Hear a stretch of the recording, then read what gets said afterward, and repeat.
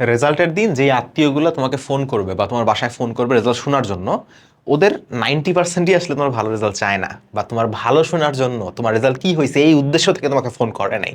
সত্যি কথা বলতেছি, রিয়েল লাইফ এক্সপিরিয়েন্স থেকে বলতেছি, কখনোই না, নেভার।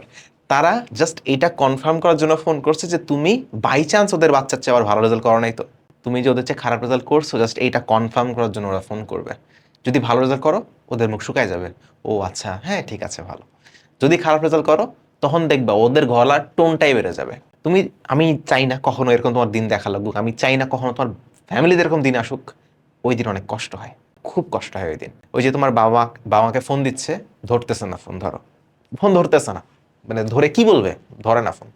আবার অনেক সময় ধরলেও তুমি, যদি কখনো এরকম ঘটনা ঘটে, আমি চাই না কখনো ঘটুক, যদি ঘটে তুমি খেয়াল করে দেখবা রুমে কেউ নাই, তোমার বাবা ফোন ধরবে, তোমার রেজাল্টটা বলবে, মাথাটা নিচু করবে, কেউ নাই রুমে, স্টিল কথা বলার সময় মাথা নিচু করবে কেন?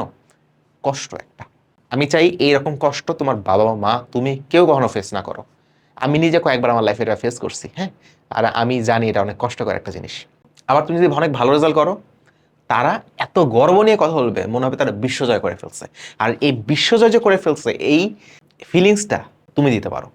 আমি জানি তুমি পড়াশোনা করবা, আমি জানি তুমি ভালো কিছু করবা, এই বিশ্বাস আমার তোমার উপর আছে। আমার বিশ্বাসের 2 টাকার দাম নেই। হু এম আই, আমি কেউ না, কিন্তু তোমার বাবা মায়ের তোমার উপর যে বিশ্বাসটা আছে, এটা অমূল্য, ইজ ইনভ্যালুয়েবল। ইংলিশটা মনে হয় ঠিক বলছি। সো একটু পড়াশোনা করো ভালো মতো, দেখবা নিজের ভিতরে একটা শান্তি লাগবে একটা, বুঝছো?